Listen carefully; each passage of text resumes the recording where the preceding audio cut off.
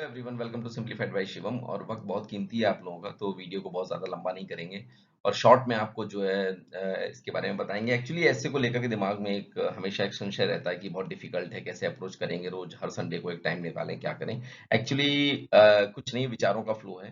कैसे आप यूनिट्स को, पैराग्राफ्स को आप जो है रखते हैं, अपने विचारों को कैसे लिखते हैं ताकि वो उनमें एक फ्लो नजर आए। ठीक है, तो वही उन्हीं का कलेक्शन है, उन्हीं का रिप्रेजेंटेशन है। सारा खेल वही है। ठीक है, तो मैंने 3 बार मेंस दिया है, तीनों बार मेरा 145 148 से ऊपर ही मेरे मार्क्स आए हमेशा, तो एक डिसेंट मार्क्स कहे जाते हैं। तो मैं ये बता सकता हूँ कि आप इसको कैसे अप्रोच कर सकते हैं। ठीक है, और ऐसे कुछ नहीं, मेड अप ऑफ सीरीज है, यूनिट से पैराग्राफ है। और आगे हम लोग देखते हैं, जैसे विमेन एम्पावरमेंट पे है, तो जिन लोगों ने ये मेजर टॉपिक तैयार किया हुआ है, तो आप ये देखिए सब कुछ उसी से रिलेटेड है। ठीक है, तो आपको बस हेडलाइंस देखनी है, इसमें जो उसका टॉपिक है उसके इर्द गिर्द लेना है, लेकिन मेजर जो वो है सबसेट आपका, वो जो है वो विमेन एम्पावरमेंट के अंदर ही आता है। ठीक है, तो ये कई बार जो है ये कुछ ऐसे हॉट टॉपिक्स होते हैं। ठीक है, उसके बाद टॉपिक को समझ लेना, क्या टॉपिक में क्या कह रहे हैं, और सिलेबस को याद रखना। अब इसमें क्या है, ये क्या चीज है भाई, फ्लो चार्ट। स्टार्टिंग में सब लोग जो है हमेशा कहते थे, हमारे सीनियर्स भी उस वक्त कहा करते थे कि शुरुआत के 15-20 मिनट आप निकाल लीजिए, जिसमें आप फ्लो चार्ट और अपने विचारों का जो आपका फ्लो है वो किस तरह से रहेगा, ये आप डिसाइड कर लें। ठीक है, तो टॉपिक को समझना और सिलेबस को जो है रिलेट करना। आप सिलेबस मैंने क्यों कहा हुआ है, जैसे सिलेबस हमारा कितना डाइवर्सिफाइड है, आप देखिए पेपर वन जीएस वन में जो है आपका हिस्ट्री है, ज्योग्राफी है आपका, उसमें क्या बोलते हैं, सोशलॉजी है आपका, और आर्ट एंड कल्चर है। तो आप ये देखिए कि आपको हिस्टोरिकल एस्पेक्ट, आपको ज्योग्राफिकल एस्पेक्ट, फिर पेपर टू में आपका जो है पॉलिटिकल एस्पेक्ट, और फिर उसके बाद आपको एनवायरमेंटल एस्पेक्ट, फिर आपका जो है इथिकल एस्पेक्ट। तो ये सारी चीजें अगर आप सिलेबस से अगर आप एक बार रिलेट करते हैं ना चीजें, तो फिर आपको उतने डायमेंशन नजर आते हैं जो डायमेंशन आपके हिडन होते हैं। ठीक है, अभी आगे हम लोग एग्जाम्पल से समझेंगे। तो अब इंट्रोडक्शन अगर हम देखें, तो मतलब क्या है कि आपकी जो स्टार्टिंग की जो आउटलाइन है उसमें बहुत केयरफुल रहना पड़ता है आपको, क्योंकि जो एसेसर है, जो एग्जामिनर है, वो मतलब वो जैसे ही आपकी वो स्टार्टिंग की लाइन से इंट्रोडक्शन पढ़ेगा, तो वही पहला इंप्रेशन क्रिएट करता है। तो यहाँ पे थोड़ा सा केयरफुल रहने की जरूरत है। माइन्यूट डिटेल्स इंट्रोडक्शन में नहीं डालनी होती है हमें। ठीक है, तो हम बाकी जो है मेन बॉडी में जो डिस्कशन, डिबेट्स या क्रिटिकल एनालिसिस वो सब करते हैं, स्टार्टिंग इंट्रोडक्शन में ये सब नहीं करते हैं। ऐसे को एक्सपेंड करने के दो तरीके होते हैं। टेम्पोरल डायमेंशन होता है, जैसे कि पास्ट, प्रेजेंट और फ्यूचर। पास्ट में आपने कोई हिस्टोरिकल फैक्ट उठा लिया, फिर प्रेजेंट का उठा लिया, फिर फ्यूचर में। ठीक है, या तो प्रॉब्लम सोल्यूशन मेथड से आप इसको एक्सपेंड कर सकते हैं। उसमें क्या होता है कि समस्या का जेनेसिस क्या है, करंट स्टेटस क्या है, सोल्यूशन क्या होगा। ठीक है, या जो भी चीज है। ठीक है, तो ये दो तीन एस्पेक्ट होते हैं। आप कई बार अपने आप को इसमें ज्यादा कंफर्टेबल फील करेंगे टेम्पोरल डायमेंशन में, जिसमें आप हिस्टोरिकल बात करेंगे, फिर प्रेजेंट की बात करेंगे, फिर फ्यूचर में क्या हो सकता है। ठीक है, तो कोई भी आप एग्जांपल ले लीजिएगा, अभी हम लोग एग्जांपल के साथ में भी समझने की कोशिश करेंगे इसको। पैराफ्रेजिंग, पैराफ्रेजिंग का मतलब ये है कि बार बार ये जो है ना, जब आप क्या करते हैं, इसका भी इंप्रेशन बड़ा खराब पड़ता है जब आप एक शब्द को बार बार रिपीट करते हैं। ठीक है, अब जैसे मान लो बिग आ गया। ठीक है, तो अगली बार उसको लार्ज यूज कर लीजिए, ह्यूज यूज कर लीजिए, इनॉर्मस यूज कर लीजिए। ठीक है, सिनोनिम्स यूज कर लीजिए। मोस्ट इंपॉर्टेंट है, सेकंड लाइन में भी मोस्ट इंपॉर्टेंट लिखना है, तो it is significant, it is essential. ठीक है, डेवलपमेंट के बारे में अगर लिखना है, तो फिर जो है एडवांसमेंट लिख लिया या इवोल्यूशन लिख लिया। फैक्टर लिखना है तो फिर एस्पेक्ट लिख लिया नेक्स्ट लाइन में। तो मतलब रिपीटिशन नहीं होना चाहिए, उससे फिर ऐसा लगता है कि इससे वोकैबुलरी बड़ी लिमिटेड है। ठीक है, अपनी बात को कहने का तरीका तो होना ही चाहिए, साथ ही साथ जो है वोकैबुलरी जो है वो बड़ी जब रिपीट होने लगती है ना, तो बड़ी अजीब सा लगने लगता है। तो इसलिए जो है आप सिनोनिम्स को यूज कर सकते हैं। और आर्गुमेंटेटिव राइटिंग क्या होती है, अब जैसे मान लीजिए एग्जाम्पल है। ठीक है, सॉरी, हाँ, तो एग्जाम्पल है कि जैसे education is the most important element in the development of a nation. ठीक है, अब कंसेशन लगा करके अगर आपने इसको क्रिटिकल या आर्गुमेंटेटिव राइटिंग की, तो कैसे है, although many would argue that economy is the most important factor in nation building, but I think education has far greater impact. तो अब क्या है, अब ये जो रिफ्लेक्ट कर रहा है आपकी क्रिटिकल थिंकिंग को रिफ्लेक्ट कर रहा है। ठीक है, तो इस तरह से जो है आर्गुमेंटेटिव राइटिंग होती है ये। तो देख ही लिया आपने, दोबारा से पढ़ने की जरूरत आई थिंक है नहीं, है ना। जो कंक्लूजन है उसमें आप प्रोवोकेटिव क्वेश्चंस और कोटेशन के साथ में भी एंड कर सकते हैं। किसी भी तरीके का सोल्यूशन जो है उसके उसकी डिमांड, उसका कॉल करके आप उसको एंड कर सकते हैं। या कोई समस्या है, जैसे मैं एनवायरनमेंट को लेकर के, तो भाई एक आपने वार्निंग या आपने कोई ऐसी बात कह दी कि भाई जो है भाई ये भविष्य के लिए चेत जाइए, है ना? तो यूनिवर्सलाइज़ कर दिया आपने और कोई कॉन्सिक्वेंस वगैरह बता दिए, इस तरह से आप जो है कंक्लूजन अपना ड्रॉ कर सकते हैं। तो मतलब इंट्रोडक्शन हो गया, मेन बॉडी हो गया, कंक्लूजन हो गया। इस तरह से जो है ये टेम्पोरल डायमेंशन से हो गया आपका, या फिर आपका वो हो गया, क्या बोलते हैं, solution of problem solution oriented हो गया। ठीक है? तो ये एक्सपेंड करने के तरीके हो गए। कोटेशन की रिपॉजिटरी होना ही चाहिए। ये अभी आपको लग रहा होगा सब कुछ बेसिक बेसिक चल रहा है, ये सब तुमको पता ही है। अभी देखिए एग्जांपल भी हम लोग पिक करेंगे। ठीक है? अब जैसे ये एग्जांपल है, success is not the key to happiness, happiness is the key to success. ठीक है? अब ये ऐसे जो आया, ठीक है? अब इसमें आप देखिए क्या है, success is not the key to happiness, happiness is the key to success. अब सक्सेस और हैप्पीनेस, इन दोनों को पिक करके जो है 3 डायमेंशन में एनालिसिस हो सकती है। ठीक है? कि क्या ये दोनों एक दूसरे के इंटरडिपेंडेंट हैं, या ये दोनों एक होगा तो दूसरा नहीं होगा। ठीक है? देखिए आगे देखते हैं, अप्रोच क्या होगी और इंट्रोडक्शन क्या होगा। रिलेशन सक्सेस और हैप्पीनेस, और उन दोनों के बीच में आप जो भी जिस तरह से एनालिसिस करना चाहते हैं वो तो करनी ही है। ठीक है? अब ये क्लियर नहीं हो रहा है कि सक्सेस लीड्स टू हैप्पीनेस और हैप्पीनेस लीड्स टू सक्सेस, दोनों तरीके से ये एक्सप्लेन हो सकता है। ठीक है? आ, 3 तरीके हैं इसमें, happiness comes from success, happiness and success are dependent on each other, या फिर अगर अनलिमिटेड थ्रस्ट है सक्सेस पे तो हैप्पीनेस मिलेगी ही नहीं। ठीक है? या ये हैप्पीनेस कम हो जाएगी। अब यहाँ पे क्या है कि ये सब आप मेन बॉडी में आराम से आप इसको डिस्कस करिएगा। प्रेजेंट का जो है एग्जांपल ले लीजिए। आप इंट्रोडक्शन में क्या करना है, अगर आप इस कोट की अगर आप हिस्ट्री जानते हैं तो ठीक है, और अगर आप नहीं जानते हैं तो भी आप उसको शुरू कर सकते हैं। जैसे मान लीजिए ये एल्बर्ट श्विट्जर जो हैं उन्होंने ये बात कही थी। ठीक है? Success is not the key to happiness, happiness is the key to success. If you love what you are doing you will be successful. ठीक है? अब जब अगर अगर कोट पहले से पता है आपको, या ऐसा कोई कोटेशन है जो पहले से यूनिवर्सल कोटेशन टाइप है, तो आप उसको और ज्यादा एक्सपेंड कर लेंगे, ऐसे को कोई दिक्कत नहीं। ठीक है?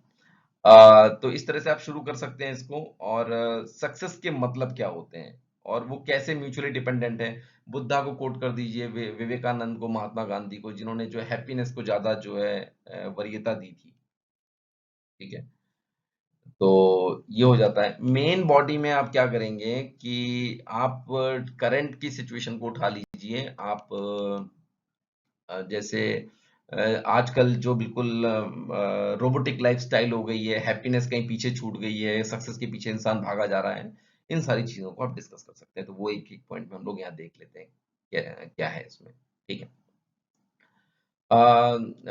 डिस्कस ये कर लीजिए कि happiness is not dependent on popular meaning of success. Popular meaning of success क्या है, मटेरियलिस्टिक सक्सेस की जो बात हो रही है। ठीक है? तो उससे हैप्पीनेस तो मिल नहीं रही है। ठीक है? तो ठीक है, इसको भी आगे देखते हैं। Discuss how blind pursuit of success is also one of the cause of today's distress society and stressed lifestyle. ठीक है? अब बिल्कुल सक्सेस के पीछे भागे जा रहे हैं, समझ रहे हैं आप, सब कुछ फ्रेंड्स, फैमिली, पर्सनल लाइफ सब बिल्कुल जो है एकदम उन्होंने दांव पे लगा दिया है, और फिर हैप्पीनेस कहीं पीछे छूट गई है, सक्सेस के पीछे भाग रहे हैं। तो वही robotic lifestyle, cut throat competition, लालच आ गया है, ये सब अभी सोसाइटी का पार्ट है। ठीक है? फिर सक्सेस को पाने के लिए कोई गलत मीन्स भी हैं तो वो भी कर रहा है इंसान। ठीक है?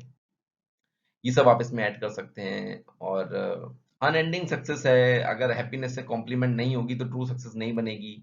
फिर आप एडिसन, आइंस्टीन और इन सबको आप इन सब की स्टोरी बताइए कि इन्होंने जिंदगी में हमेशा वही किया जो इनको पसंद था। लोग कहते रहे, कई लोगों ने कहा कि भाई ये ऐसे हैं, मतलब कहते नहीं, बोहेमियन लाइफस्टाइल हो गई। ठीक है? तो जो मॉब साइकोलॉजी है उससे थोड़ा सा अलग हटना पड़ता है, जब इंसान अगर लगता है उसको कि उसको अपनी खुद की हैप्पीनेस चाहिए। अब एक की साइकोलॉजी जो है वो सब पे अप्लाई तो होती नहीं। ठीक है? अब हर किसी के अपने स्टैंडर्ड हैं सक्सेस के। अब इंसान कहीं खुश होता है, कहीं वो जो है दूसरा इंसान उस चीज से खुश नहीं होता है। तो आगे देखते हैं, success is of no mean when achieved by compromising relation and family. वही वाली बात आ गई मटेरियलिस्टिक सक्सेस की। ठीक है? अगर रॉन्ग मीन से अटेन की गई सक्सेस है तो उसमें आपको फीलिंग ऑफ गिल्ट, रिमोर्स, सिन, ये सब रहेगा। ठीक है? तो इससे आप अपनी सक्सेस को एंजॉय नहीं कर पाएंगे। और फिर अब यहाँ से क्या है ना, फिर आप यहाँ से शिफ्ट कर जाइए, ये ज़्यादा देर ये आपको कथा नहीं चलानी है, ठीक है? इसके बाद आपको जो है शिफ्ट कर जाना है, फिर आपको और डायमेंशन देना है। जैसे मैंने कहा पॉलिटिकल डायमेंशन अब आप देखना शुरू कर दिए। पॉलिटिकल डायमेंशन में क्या कि जीडीपी से एचडीआई पे आए, एचडीआई से GNH, gross national national happiness, ठीक है? तो कैसे कंट्रीज के जो ह्यूमन डेवलपमेंट मेजर करने के जो पैरामीटर्स हैं वो इवॉल्व कर रहे हैं, ठीक है? तो ये सारी चीजें आ जाती हैं। तो ये इस तरह से जो है मेन बॉडी में मामला आ जाता है। अच्छा, अब ये अब देखिए हैप्पीनेस से रिलेटेड ये कोटेशंस हैं। ठीक है, ऐसी अगर आपकी कोई रिपोजिटरी है तो ये भी काम आती है। Success is getting what you want, happiness is wanting what you get, ठीक है? The worst part of success is trying to find someone who is happy for you. ठीक है, यही ढूंढना है कि भाई जो है कोई खुश हो तुम्हारे लिए, तो फिर ये सक्सेस का मतलब सबसे कठिन और मुश्किल और सबसे बेकार सा पार्ट है ना? तो फिर वो सक्सेस होती ही नहीं है ट्रू सेंस में। और the most important thing is to enjoy your life, to be happy, it's all that matters. Audrey Hepburn ने कहा था ये, ठीक है? Happiness is not something readymade, it comes from your own actions, Dalai Lama. अब ये inner peace की बात हो रही है, ठीक है? तो ये सब डायमेंशंस हैं। Happiness is not in the mere possession of money, it lies in the joy of achievement, in the thrill of creative effort. Franklin D Roosevelt. तो इस तरह की एक रिपोजिटरी आप अपनी अब देखिए ये भी मुश्किल होता है कुछ, जैसे वैसे नहीं, फिलोसॉफिकल ऐसे की जो हेडलाइंस होती हैं उनमें आप कितना रिपोजिटरी तैयार करेंगे, लेकिन फिर भी मोटा मोटी आपको जो है पॉवर्टी पे हो गया आपका, पॉलिटी पे हो गया, ज्योग्राफी पे हो गया आपका, फिलोसफी पे हो गया, कुछ मोटी मोटी बातें जो हैं नॉन वायलेंस टाइप के जो गांधी के कोटेशंस हैं, डेमोक्रेसी पे गांधी का कोटेशन है, थोड़ी बहुत रिपोजिटरी तैयार कर लीजिए, ज्यादा की बात नहीं कर रहा हूँ, है ना? अच्छा, अब इसका जो ये जो हमारा जो था ऐसे, अब इसका कंक्लूजन क्या होगा? कंक्लूजन में आप ये ऐड कर सकते हैं कि सेटिस्फेक्शन और होलनेस जो है इंडिविजुअल लेवल पे कब आएगी सोसाइटी, और जो है सोसाइटी क्या किसको सक्सेस मानती है, आप किस में खुश हैं? हैप्पीनेस एक इंट्रिंसिक, यहाँ पे अब आपको क्या करना है कंक्लूजन में, जो हेडलाइन थी, ठीक है? तो उसमें क्या था, हैप्पीनेस पे ज्यादा एम्फेसिस था, तो आपको भी हैप्पीनेस पे ज्यादा एम्फेसिस करके लास्ट में ये बात प्रूव करते हुए थोड़ा सा चलना है। Happiness as a intrinsic factor can be solution of today's psychosocial problems of the society. Human machine will only end up in creating distressed society. ठीक है, तो वही है, वही सारी चीजें कि भाई जो है अब ज्यादा मैकेनिकल होते जा रहे हैं तो सोसाइटी एकदम डिस्ट्रेस्ड होती जा रही है, कोई कंपैशन नहीं रह गया, कोई एम्पैथी नहीं रह गई। अब यहाँ से देखिए पेपर 4 की चीजें आ गई थोड़ी सी, है ना? तो कुल मिलाकर के बात यही है कि इस तरह से आपको जो है अपना ऐसे डिजाइन करना है पूरा, ठीक है? लास्ट में एक और एग्जांपल लेकर के देखो, शॉर्ट में बता देता हूँ कि अपने आप को कन्फाइन रखना है राइटिंग्स में। जैसे social media is the important pillar of democracy, तो कुछ लोग क्या करेंगे, या तो सोशल मीडिया पे लिख देंगे पूरा ऐसे, या फिर डेमोक्रेसी पे लिख देंगे। तो वो बेसिकली ये जो ऐसे का जो टाइटल है, जो टॉपिक है, इसी से पूरा डेविएट कर जाते हैं। Social media is the important pillar of democracy. तो आपको जो है अपने आप को लिमिट रखना है, आपको अपने आप को जो है कन्फाइन रखना है उसमें, ठीक है? और ये लास्ट स्लाइड है कि इसमें आप ये काम, यही जो फैक्ट और रिपोर्ट्स की जो अपनी एक रिपोजिटरीज की भी बना के रखिए, चाहे डेटा रिलेटेड टू इकोनॉमी हो, फॉरेस्ट रिपोर्ट डेटा हो, एनएसएस हो, हैप्पीनेस, करप्शन, पॉवर्टी डेटा, ये सारी चीजें जो हैं वो भी आप अपनी तैयार रखें।